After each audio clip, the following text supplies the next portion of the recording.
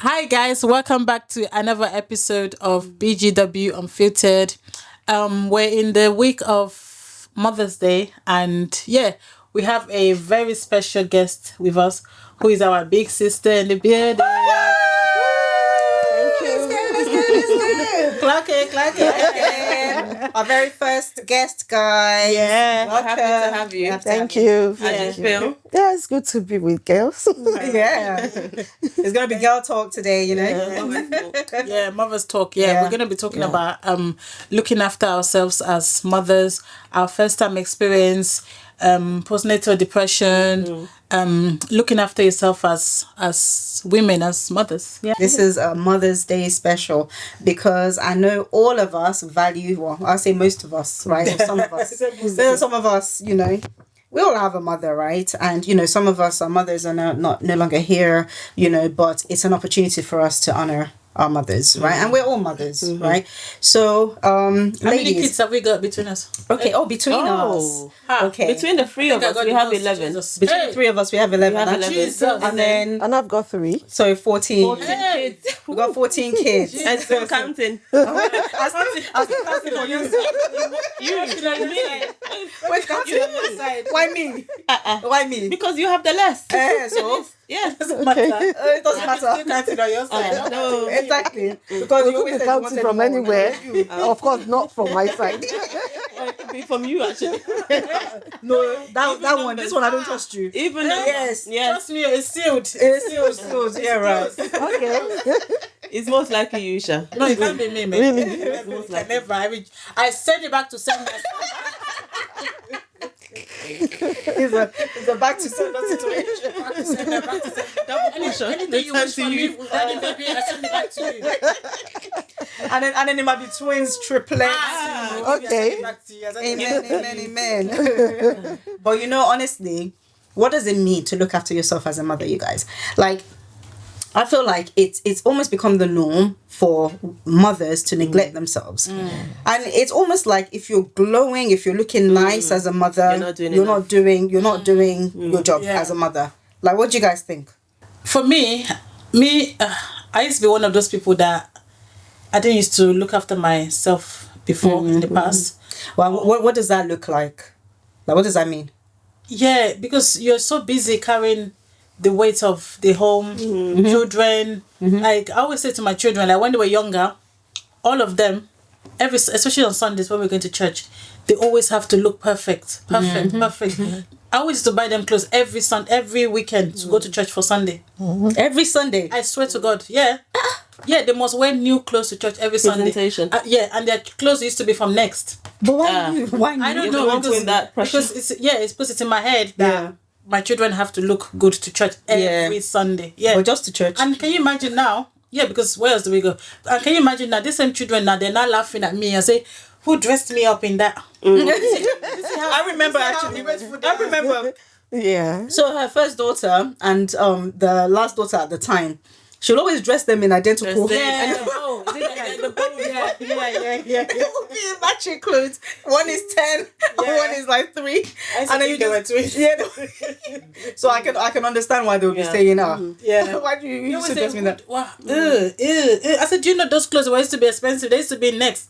Were you one of those moms, that used to buy 3 sizes larger than the kid? No.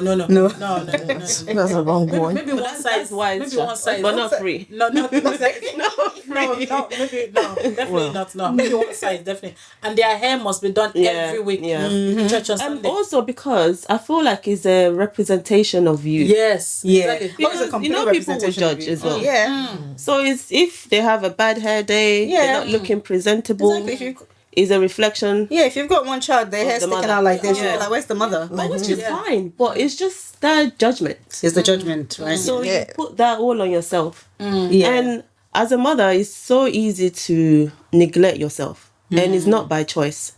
Because you're not just, it's not just about the children. You have husband, you have work, you have, even if you're not working, you have house job, house chores, you have everything to do. So a lot of the time it's not by choice, it's just because the demand is high. And you forget. And you forget. And what about you, sis? What do you think? I think concerning what you mentioned, that you like it's a reflection of yourself. I think a larger part of it comes from how we were being brought Yeah. up.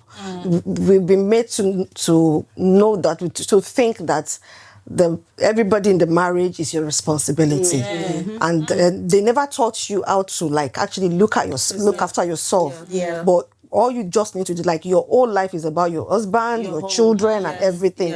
Like you could see mothers that if you open their wig, you see what is under. It's something else. But when you see the children, they are looking presentable, the best of the kids around.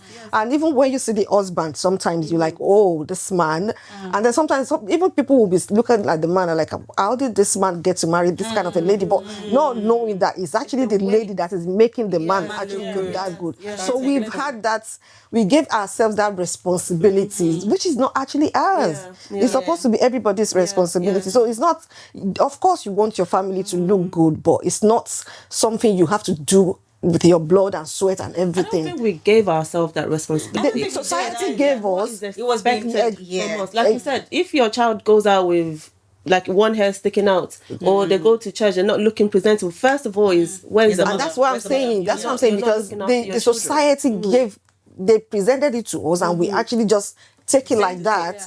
And then the truth of it is that actually your kids can go to church fine. not looking perfect. They don't have to be perfect all the time. They can sometimes just go just simple. As long as they are neat, they are clean. That's all you need. Grace was saying like she has to buy clothes for her children every week. That's like it's not, you will see, it's not because she's trying to show off or anything, but it's just because she has seen it that my kids must be like this, which they don't have to. They could wear the same clothes they wore last month, 2 weeks ago to church. It's not going to look any different on them. Nobody's going to see them and say, oh, who are these kids? But she has put that responsibility on herself based on so many things that might have been going on with And herself. also, I think that's a lot to do with our community. Yeah. Yeah. Because there's Judgmental. Yes, 100% to do with our community. But is it just our community either? Because even if it's not within our society, if you see any kid out there looking a mess, you know, whatever culture they're from, you would, the first thing you would think is, Where's the mom? Where's the mom? No one is going to ask, where's the dad? So where's the mom? Where's the mom? You know what I mean? And it's the same thing with, like, you know, when kids behave bad, it's always where's mom. the mom? Where's the mom? Like, but you know, I believe that, and you know, I say this because I think I've only just learned this, that you can actually look after yourself even while still doing all of that. Yeah. So, you know. Yeah, of course, yeah. Okay, so as women, we're not responsible for another grown adult, for the husbands. Never. But for your children, they didn't ask to be, like, it still is your responsibility, not just as a mother, but as parents, to look after them. But that doesn't mean that you can't look after yourself or find time for yourself as a mother. Yes, we're busy, but it's almost like this vicious cycle of, if you don't look after yourself, there will be an impact on that same family that you're trying to look after, whether it's your mental health, whether it's you just, you know, you're looking just looking good and feeling good. Feel good. Look at there's no good. It's not a crime, ladies, to just take a couple of hours a week, get your hair done, get your nails done, I'm saying all of this like I do it, but you know, get you know, look after yourself, look good, because when you look good, you feel good. And when you you feel can be good, a better mother. you can be a better. So that's what I mean. That cycle. One thing again that I want to add to that, like, you're trying to like make those children look so good, you're neglecting yourself, and then we've heard of situations where you see mothers go to the children's school and the children are trying to like, mommy, don't come to school like that. Mommy, don't, you are embarrassing me. So and you will feel bad as a mother, like, I'm doing all of this, I'm not taking care of myself because I want to take care of you. And you know, but at the end of the day, at the end of the day, the kids you're trying to like take care of, neglecting yourself, they will actually not like you, who you are. So you need to like take care of yourself before you can take care of other people. And what I was gonna say is, it's not always physical. Because you see some women, they can be presentable, they will have the hair, the makeup, but a lot of it is that mental, you know, the mental stress. You know, just having to deal with this, deal with that. Before you prioritize yourself mentally, is you're thinking about everybody else, everybody else's needs. And like I said, a lot of the time it's not by choice. It's because there's just so many responsibilities. You know? So I think for us women, what I've learned is we have to choose our battle. We have to choose. It's not everything that needs your attention that you need to be. You need to be. I know I need to do this. I need to do that, because you get overwhelmed. So it's not just the physical appearance. Work never finished, like they say. It doesn't. It's never finished. So there's no. It doesn't. It would. I mean, I obviously take pride in my kids looking good, right? And I do want them to look good. So I wouldn't slack on that. But okay, the house has to be, top to toe, dusted. Everything has to be this and that. Cooking. Like the cooking, you have to cook fresh meals 3 times a day. Like it's not that deep, guys. I think that really you can take a little bit of time to just look after yourself. And, like Wumi, you were saying, right?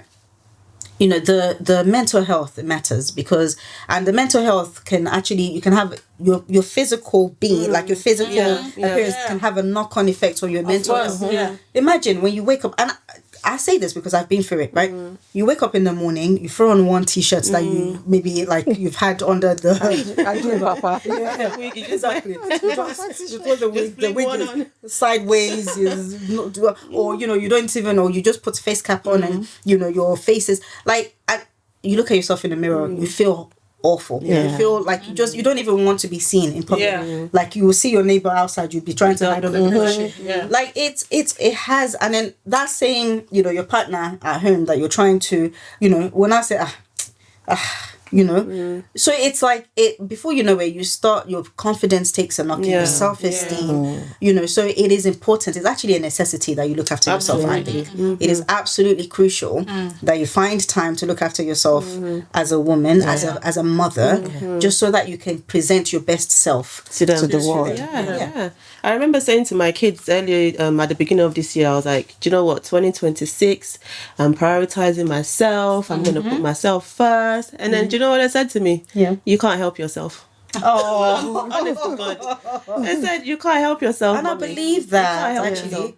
I believe that because you do, like you do everything, and they notice it, and like our big sis said, like even the same kids will turn around and they say, I didn't ask you to do it. Why did you do it? That actually happened to me at a time. Not exactly, but like, I don't know if you all know, I wasn't working. I was a stay-at-home mom. And then recently we were talking, I was talking with my children, and my son was like, Mommy, why did you not work all these years? I was like, okay, I've been at home taking care of you guys. And I'm like, but Mommy, people still work and take care of their children. I felt so bad, but it was the reality. It's the truth. Right? You don't have to stay at home. People do it and they manage. Meanwhile, you're thinking of them. Then I was thinking of them. Although there are so many other factors related to that, but it was the major reason. Like I'm sacrificing my everything, my dreams, my everything into making sure you guys turn out well. And then the kid you sacrifice that for is now telling you that, Mommy, why didn't you do it? Eventually, I was able to explain some things to him, which eventually, of course, he appreciated. But at the same time, he sends a message back to me like, I didn't really have to do it. There are other ways to do it, and I will have still achieved having good kids that I have. So it's about, when we are talking about all this sacrifice, sometimes it's, like I said earlier, is the responsibility that we take from the expectations of the public, of the family, our culture, religion, and everything, and then we absorb that responsibility to ourselves, and we're like, okay, I'm going in there, what I'm going to do is to sacrifice myself for this, and then that sacrifice, we start from little. Okay, I'm going to, maybe the children, there's no much at home, can I give the children the meat, and me, I will not take the meat. And the next time what you are doing, okay, there's no enough milk, okay, you guys have it. What happens to you? You are losing your nutrients as well. So before you know it, you are having some issues with yourself, your health, and everything, and then you are losing your career. Even the ones that are working there, you will see sometimes like, okay, I can't take this responsibility, I can't take this promotion because of my kids, because of my family. So it goes a lot. It's not just about your physical look, like you said. It's about everything. It's about the totality of who you are. And it affects every aspect of your life. When you take that responsibility on yourself, it affects everything. By the time you just look back, you're like, oh, I've lost 10 years, I've lost 20 years. And you're like, what have I achieved? And you realize nothing. So it's a serious something that we need to look into. Actually turn around and they say, I appreciate and I know. But do you know what I love about this Gen Z. Yeah. Oh, they are so selfish. They I mean, maybe we should find another word. Is me number one first? Yeah. Like my daughter, there's a time that I can't call her. I know that she's sleeping. She wouldn't. She's got this. Do not disturb. Double. Do not disturb. Seriously. Yeah. It's like, and I have no choice. I have to respect that. Yeah. You can't put any pressure on them. Yeah. So I think those are the things we didn't have growing up. Like your mom is calling you and you're not going to answer. Who are you? So, but like you said, I'm really happy that this generation they are getting it better. They are learning to take care of themselves. And they are prioritizing as well. Yeah, because even we then, and even our parents then, our mothers then, that they think they were doing everything, they are sacrificing everything for us. There's this resentment in them, which we also had. So you realize that even while you think you are doing everything to those for those children, you love them, you are pouring the old love on them, you are still pouring your resentment on them. Yeah. So before you know it, we keep having a cycle of angry people, getting married to angry people, bring angry children. So it is a lot of things. But now that this generation they seems to be getting it well. They are telling you, no, Mom, I'm gonna do this right now. Like my daughter, my first daughter now, if you want her to do something for you, like some things, depending on the time it will take you, like, Mommy, can you tell me a day before? Can you tell me 2 days before? And initially I wasn't okay with it, but I realized that what she's trying to do is to set boundaries, set boundaries, and at the same time it will help her to arrange her time, plan herself exactly. Unlike, I'm trying to do my assignment and Mommy call me, go and do this. I have to leave it. I might get to school tomorrow not submitting my assignment. Mommy doesn't care. She cares. She wants me to do the assignment, but that has disrupted my plan. But if I have an idea, tomorrow I'll be going to the market, I will have planned myself, which she's trying to do. So at the end of the day, I appreciate it, and I'm like, we get that. So I think it's important. It's like you say, like setting boundaries. I think it's important. Gen Z, they've but I always say I feel like our generation, I still think we passed on the baton because it's been watered down, because I think that it's like, even us, like it's in a kind of older age, I'll say, that we're starting to realize that actually, we should have boundaries. It's very important. Anything goes. Boundaries to do with exactly with everybody, with like your parents, your partner, your whatever. You should have it's very important.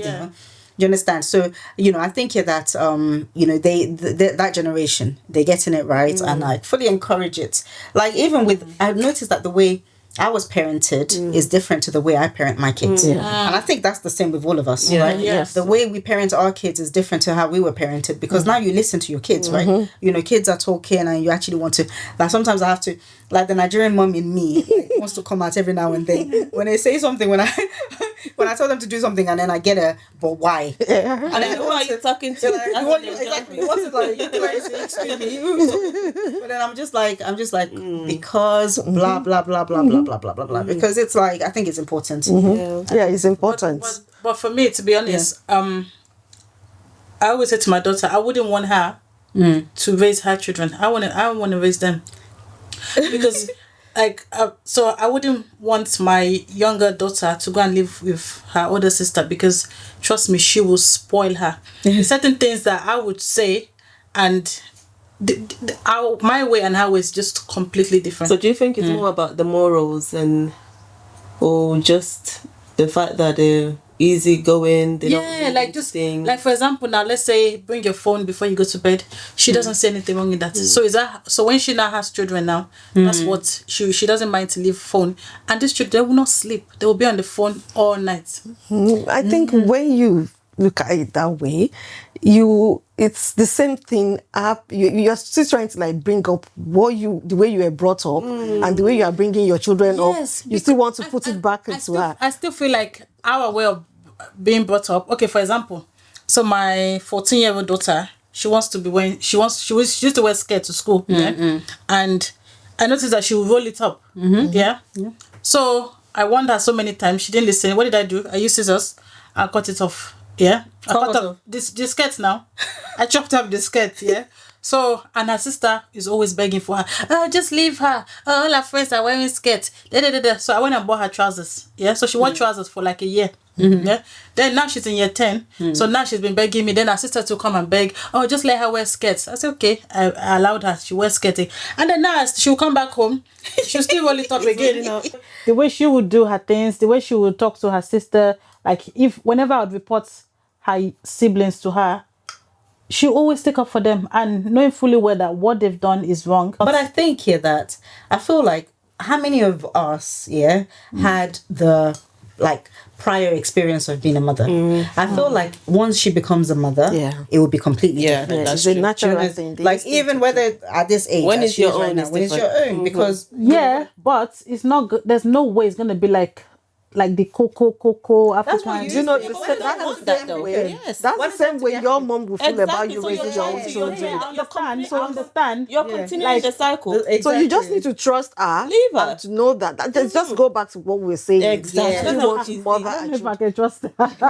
There's nothing you can do about Okay, it. but you yourself, you were a young mom, right? Yeah. Okay, so what was that experience like for you? Yeah, so I had my first child when I was 19 going on 20. And it was a very interesting experience. To say the least. Yeah, interesting.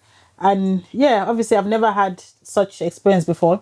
And I remember when I had her, she's 21 years old now. And she's a big girl. So when I had her, And that's they've calculated your age like that. Yeah, right. So when I had her 21 years ago at Newham Hospital, I'll never forget that experience. Like I still remember the day I went into labor. So I was like in and out of hospital, and so I went back home. We were living in South London then, so I went back home to eat something, and where I was living, the girls there, they didn't put food in the fridge. So when I got back What do you home, mean put food in the fridge? so I made some food. And because I was in the hospital for like a couple of days, so when I came back, I basically had food poisoning. And in pregnancy. So I basically had food poisoning. And so as soon as her dad gave me food to eat, I just vomited it out. That was how labor started. So anyway, I went into hospital and I wasn't dilating. So like for the whole day, I wasn't dilating. So I think I was dilated like 3 or 4 centimeters. You know, you have to be like, is it 9 or 10? So anyway, so they rushed me to the theatre. And no, before they rushed me to the theatre. So obviously my first child, what do I know? I didn't know that midwife will come and put finger inside your distance to examine you. So I'll never forget this Nigerian auntie. Oh my God, nobody can try that rubbish with me anymore. This Nigerian auntie, she came, she pushed her finger inside and I screamed, she said, come on, shut up your mouth. Is that how you scream when your husband touch you? I said, hey, you know, do you think anyone can say that to me now? She did that because she knows you're Nigerian. Exactly. You never tried that with anybody. I'll never forget it. Your first time mother, you're a young mother. Exactly. And oh my God, There's some of these Nigerian so no professional. bedside manner whatsoever. honestly. You know, do you think anyone can say that to me now? Of course not. Me. So anyway, she got away with it today. So anyway, finally had her. So anyway, they rushed me to theatre. Had her. I remember she wasn't breathing. So she wasn't breathing. I could remember someone tapping her, come and breathe. Anyway, then she started crying and stuff like that. And then I tried to obviously breastfeed her, but she wasn't latching on. So they gave her bottle, and since then she got used to it. And started my journey as a young mom with and a little child. And any support? Just with her dad, just with her dad. I remember even like with the breastfeeding. I remember I was in the ward and I was crying. It was so painful, and I asked one of the nurses, "Oh, please, can you help me call her dad?" You know what she did? She just closed the curtain in my face and walked away. Oh my gosh! Do you think someone can do that to me again now? You live and you learn it. Exactly. She just closed the curtain. I was like, that's what I. But why do people do jobs like that? Exactly. Right? Since that day, they know who to do it to. Exactly. They know who shouldn't to. be like that. Since that day, anytime I go to hospital, I always pray against Nigerian nurses. I swear to God. Even with my last pregnancy, I was praying to God, please. I don't want to see any Nigerian nurse. I don't want to see any Nigerian nurse. I don't want to see any. And God answered my prayer. Actually, my last baby, while they were trying to give me the tablets to take and blah blah blah, there was a Nigerian woman just came. Hello, my name is it BC? She called herself, and thank God I had my NSPPD on the bed there. I had my NSPPD on the bed there. As soon as I heard that Nigerian name, I turned around. In my head, I was like, "Hey, it's not for me." Exactly, exactly. So I don't know how my God, just Eroy, exactly. Eroy chased her away. I saw.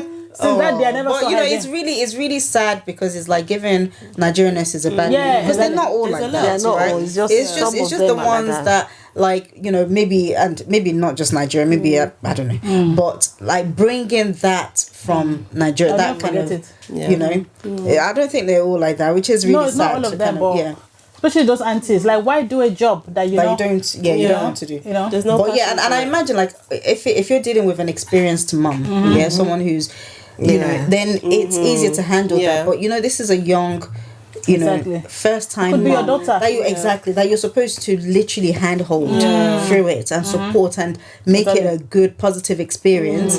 It's already a scary time. You don't want to be dealing with all of that extraness. That's awful. So I started my journey. Obviously I had a C-section, and it wasn't easy. Even the recovery wasn't easy, but had just. And then after that, you just decided to knock them out one by one, one after the other, back to back. It didn't scare me enough. Let me go for round 2, round 3. Life happens. Oh wow! Oh my gosh! What about you, Wumi? Well, me, I had my firstborn at the age of 18. And now she's at uni. She's working. And sometimes I look at her and I'm just like, wow. Is this mine? Honestly, like, wow. Yeah. I was saying to her the other day, I said, do you know at your age, I already had you. And the way she looked at me, and I said, do you think you can handle yourself in that situation? She looked at me like this, like, I'm gonna put myself through this situation. So as I said, I had her when I was 18, and at the time I was in a hostel. There had been like family breakdown, and I was in a hostel. I was navigating through life. So I remember the day that I found out I was pregnant, I went to the clinic to do a test, and they told me that I was pregnant. And my thoughts were just, what will people say? I was thinking about family. I was thinking about aunties, uncles. Like, I wasn't even thinking about myself. Maybe. I was just like, what will people say? What will people say? And then the lady, she was like, do you know what? Just take some time to go and think about your options, what you want to do. So she booked me a follow-up appointment to come back the following week. So I remember I went back home now to the hostel, and I spoke to my friend who also lived there. I went to her room, like, we was talking all night, and I was just scared. I was just speaking to her, expressing how nervous, how scared I was, and I would never forget what she said to me. She said, babe, don't worry, like, me and my sister, we will help you. She has two older sisters. She said, me and my sisters will help you. And those words comforted me. Really did. And from then on, I just left the pregnancy. I didn't even think about it. It was just growing. So I think in the last in the previous podcast, when we were talking about when do you share your pregnancy, I think that's when that stems from. Because I left the pregnancy and it just kind of progressed. Nobody knew, and because I was small, so you couldn't tell that I was pregnant. And then obviously I had her first time experience, and before her I don't think I've ever been around any babies. I can't remember even changing a nappy. So I had to learn on the job. And one thing I know is that I knew was that I loved her so much, and I would do anything to protect her. So I felt like the love and just wanting to protect her was enough. And it kept me going. And I remember I was going to uni as well when she was born, and I would juggle, take her to the nursery, childminder, take her to the childminder, come and pick her up late at night or in the evening. And then they would tell me that your daughter haven't eaten all day because she was a fussy eater. You know, and just all that feelings and But fast forward many years now. She's doing great. She's, you know, I'm so proud of her. And I always say she's like my best friend. Honestly, she's working. She's You kind of grew together. Honestly, like she's amazing. So that's what I always say with you two, right? Because obviously I started late, right? And you know, I always say that like your girls, and funny that they're both girls, right? Because you grew together, and then now it's like they are your best friends. Like when I, you know, you guys can, you know, you really can do TikTok challenges together if you want to, you know? I don't see her as my daughter. I see her as my friend. You know what I mean? Do you think there was a change or turning point to where like you can relate to her more, or was that always the case? Like with her, like when she was from when she was born, she has always been like the perfect child, even from Sensible, even from baby. Like you can just put her to sit down, And that's it. and she would never. I always say to all of them, I say she was the perfect. Easiest. She didn't used to cry. She would never disturb it till today. She's 21 years old. They've never called at school before that she did anything. Yeah, exactly. That's the same thing with mine. They've never. I always say, if a teacher ever calls me, I will actually laugh. Seriously, maybe one time when she was in sixth form, they said she was chatting. You know? They didn't still call from sixth form. No, they do, because sixth form is not college. They still monitor. And that was the only call. So she was just the perfect child. And then especially after when me and her dad broke up, so I felt like, from what I can remember, I think she saw me packing suitcase and she had to like keep the secret that okay, we're trying to get a place, and from then we just became like friends. Exactly. So like, that was a turning point. I think so. Like we just became friends. I'll tell her there's nothing she doesn't like. She's her younger younger ones. Whenever they've been silly, is her out. Like she's like the second mommy of the house. Like she's basically taking over her younger sister to her close. So but I feel like the way. So it's different because I think there's also kind of a trap there, right? When you treat your firstborn as a second mother. But there's a difference, I think, with your two that, like we already said, Gen Zs, they're already selfish anyway. So they can take on, I assume, that responsibility of second mother when it suits them, how it suits them. Exactly. But they don't take it on the way perhaps we might take it on. Because my sister was pretty much that, right, for us, like, you know, growing up. You know, so like first daughter as well, you know, sister will do my hair, do the cooking, do all of that and all of that. But I think it was a different time. So like, what was that experience like for you? Well, like you said, it was a different time. As I didn't even know it was wrong. I thought everything was all right. But growing up later, although it was at a point I realized that, you know, recently trying to reflect on my growing up, my experiences and everything. The only thing I could say is like taking up that role. It kind of rubbed me up with some things. For instance, I can't really say I went through teenage, as in the teenage years. I can't feel it. I didn't experience the teenage years. So that, because at that time, I was more or less mothering my siblings. Sort of. So I think I didn't have that experience. And well, luckily for me, I was able to still manage it, and then I didn't look back to it like bitter about it. I wasn't resentful about that, because I've met a lot of people that were in my same situation with me, and then they grow up and they actually resent their siblings. Siblings like the siblings. Yes. But why do you think that was for you? I can't really say what it is. I think because probably I just have genuine love for my siblings. That's what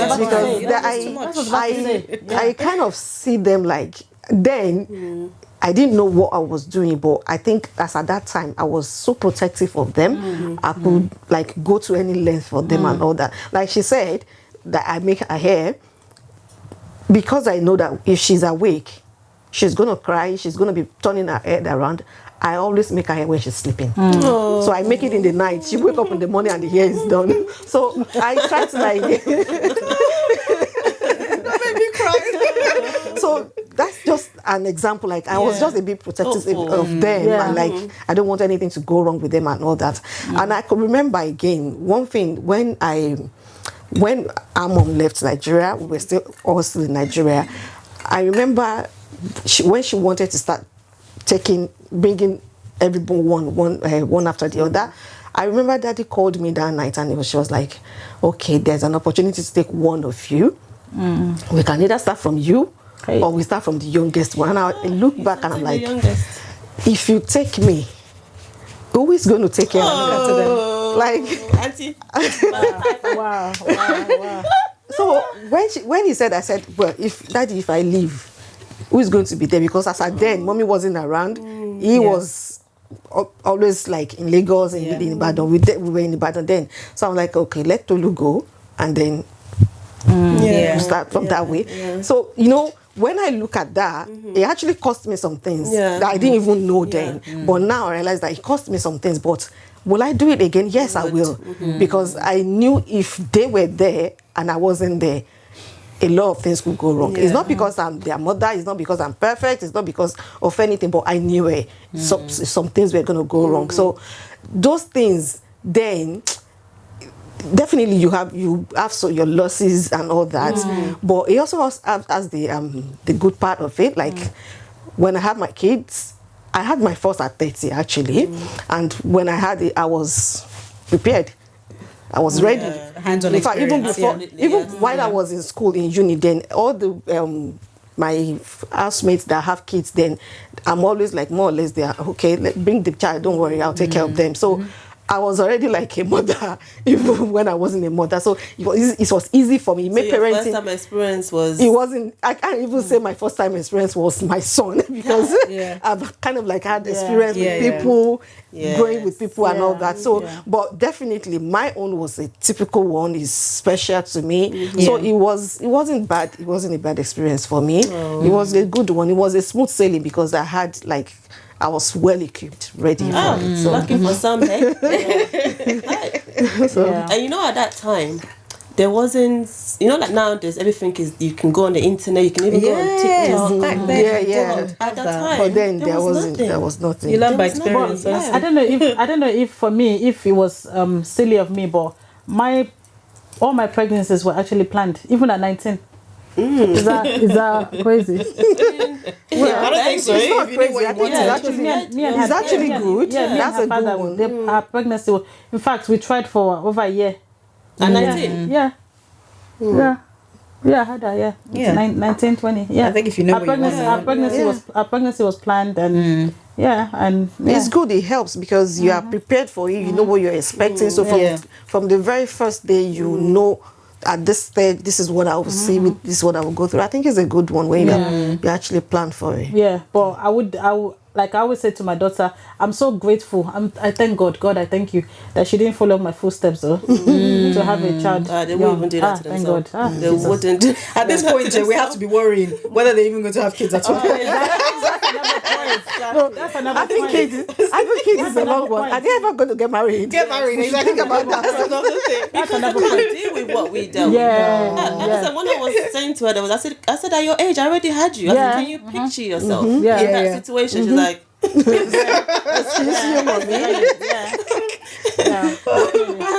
definitely. So in all these conversations about looking after yourself as a mother and what it means and why it's important, I think another topic that gets overlooked a lot is postnatal and postpartum depression, which a lot of women experience, and sometimes you don't even know. Like at the time when you're going through it, you don't know. You just feel a little bit sad, or you feel like you're crying all the time, and you think it's normal.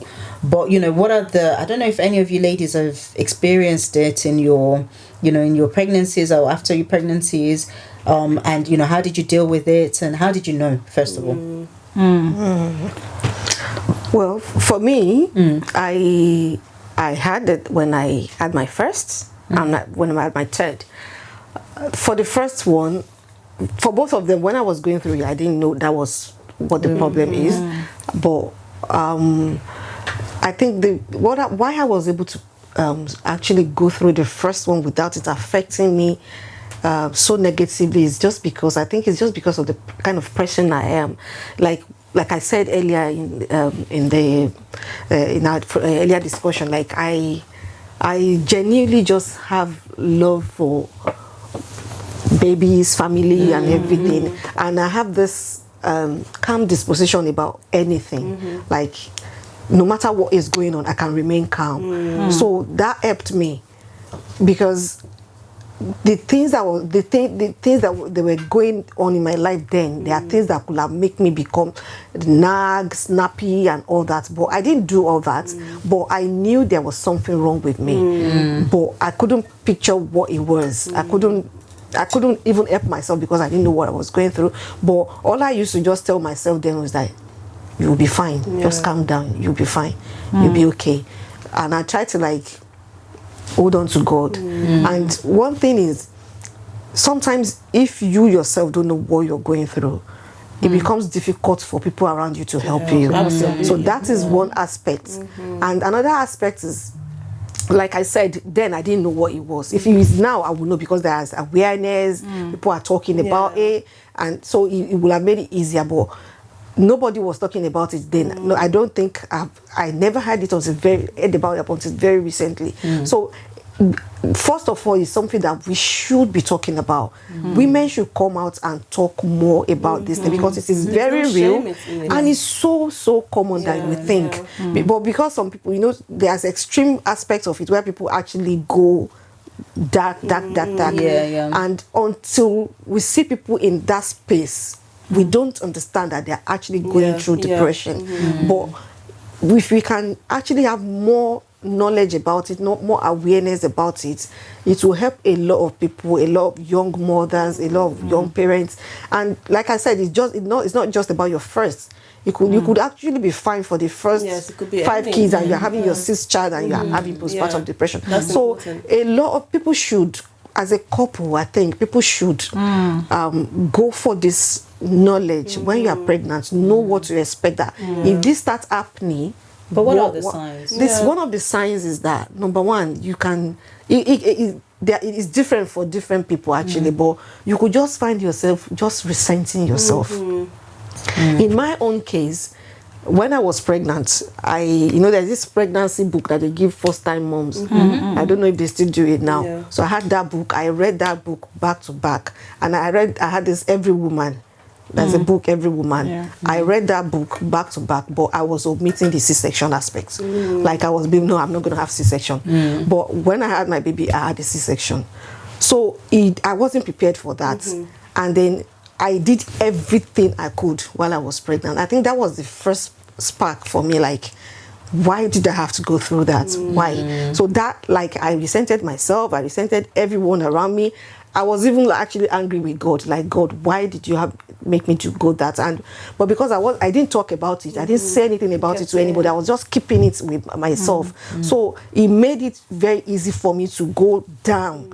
And as at that time, there was a lot going on in my life. Then I was having an exam 2 weeks after I had my baby. I had C-section. So I had to go back to school to go and write exams. So there was a lot of things going on with me. And so I went so dark, so low, that I had to, like, it took me time, months actually, to come out of it. In fact, I can't say I really came out of it, but I was able to adjust myself. So some people, you just see them crying. Some would not, they don't even want to see the baby.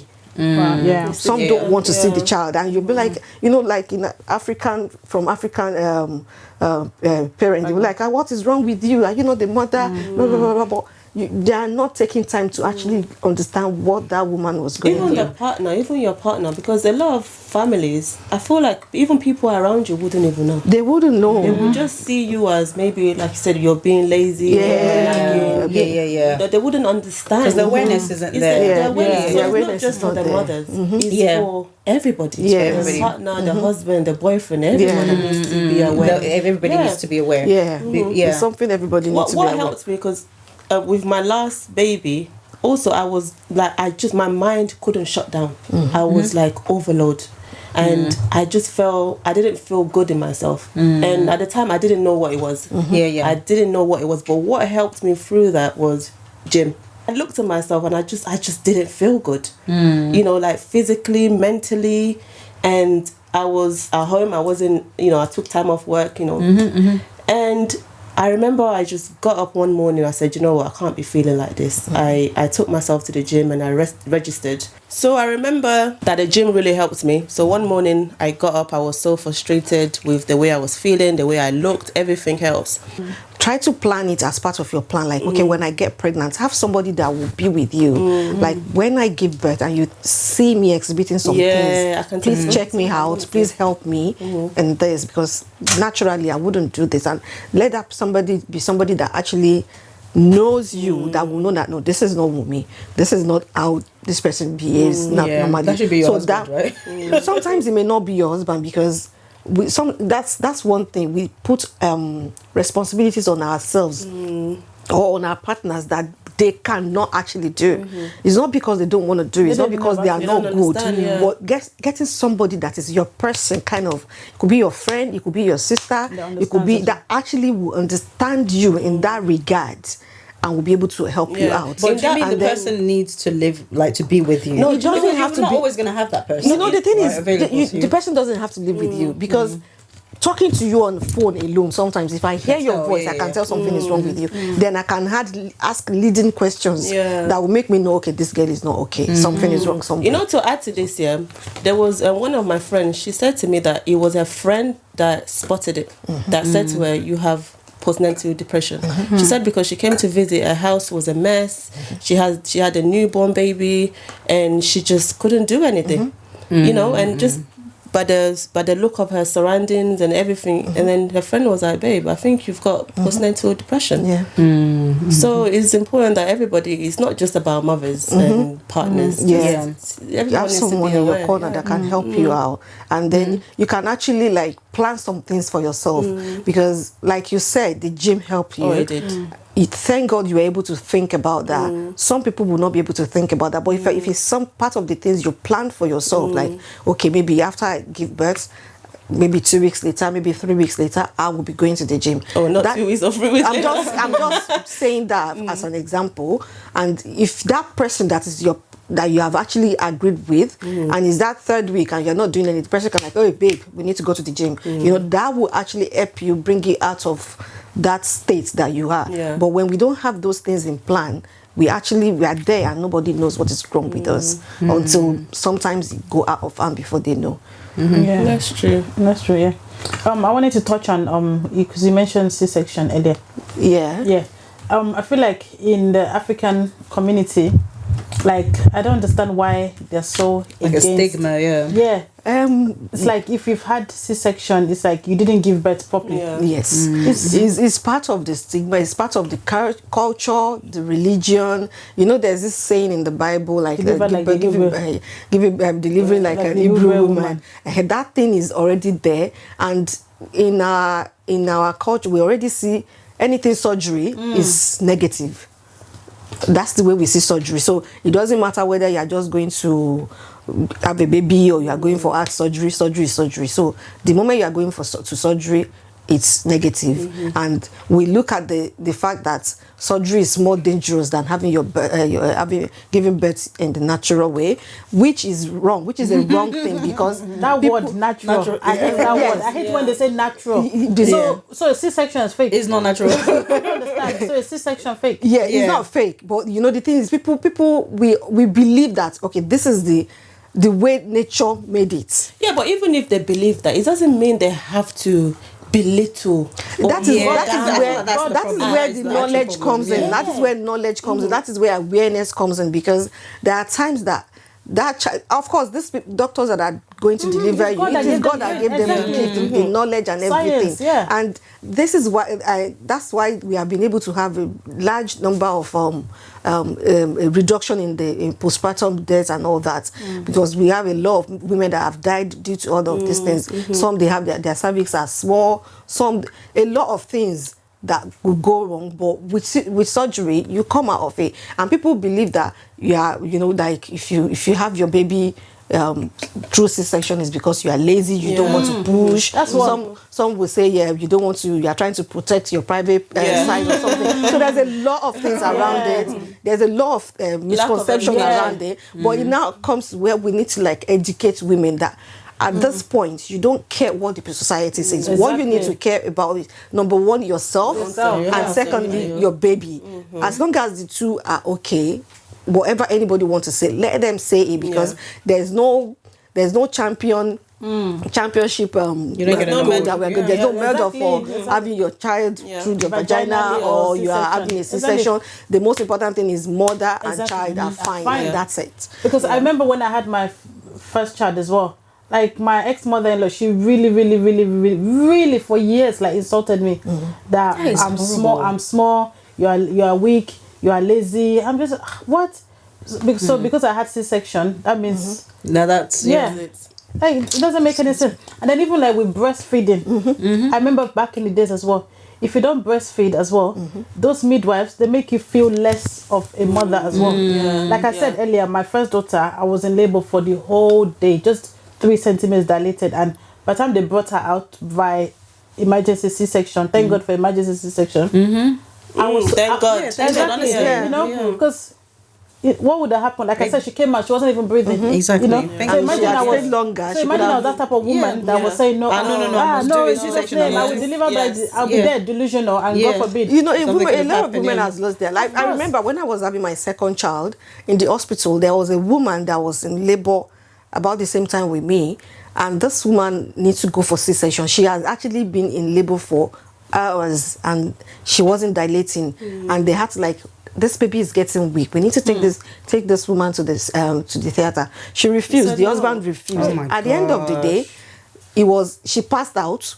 It was when she passed out, and the doctors, they had know if he's in any of this Western world, maybe they wouldn't do anything. But the woman was refusing, and until one of the reverends, it was a Catholic hospital, so it was one of the reverend sisters that now said, since this woman has passed out, it has become an emergency, and I don't care what the husband is saying, I'm taking her to the theater. So they had to rush her to the theater, and luckily for her, she survived it, but that baby didn't survive it. So they lost that child. They lost that child. So there has been a lot of negativity around having C-section and everything. So people should just know it. When you notice that there's likely to be a problem, rather than wait to see whether the problem will come or not, why just go for the C-section and the have option your is child. available. The option is there, so just go for it. The child doesn't know. They don't write C-section on the. It makes no difference. My children were born by C-section. They did not write it on their head. It makes no difference. It's really sad. So sad. Something that could be preventable. Yeah. Even like with breastfeeding, like back in the days, my first daughter, she did not breastfeed. Like I said, all day labor. By the time they brought her out, she wasn't latching on properly. Even when I was falling asleep when she was trying to suck, and they ended up giving her bottle. But I noticed that the midwives, like, they were putting so much pressure on me. Like, I was feeling like I was a bad mother. And that pressure is not even going to prevent you from lactating properly. You know, I felt they would say, breastfed babies are smarter, blah blah blah blah. They don't get sick. It's a lie. My first daughter, she did not take 1 day of breast milk, and trust me, she's in university now. She's about to finish in how many months' time? She's the smartest in all my kids, and she did not take 1 day of breast milk. So I don't know, that judgmental, like you feel like you have to stop. Like you say, I feel like women, we're our own problem. Like Exactly. you know, I think that just give people grace. You know, you have to trust that a mother knows what's best for her child. Do you know what I mean? And yes, I'll choose living and my child living than holding on to the principle of C-section. That just doesn't make sense. It's like I did natural delivery. I work for it. Like you said, a lot of these comments and stuff is coming from women. It's always women. It's always women. And that's the sad part of it, because they are the ones that have been through the same issues and know how they were able to, the pain they went through, and they are still going to be the same person that wants you to go through the same pain again. Once they hear C-section, hey, God forbid. God forbid back then. I used to be God forbid until for my last, I actually requested for it. It wasn't. None of them was actually emergency at the end of the day, but we were actually, the last one was scheduled. Let's thank God for the option, right? Exactly. Honestly, thank God for the option. Thank you so much, guys, for sticking with us for this special Mother's Day edition. And thank you also to our special guest. It's been lovely having you here with us today. Yeah, As always, guys, please feel free to like, comment, and subscribe. We're always looking forward to seeing your comments. So share any stories that you've had or any experiences. And until next time, this is BGW Unfiltered signing out. Signing out.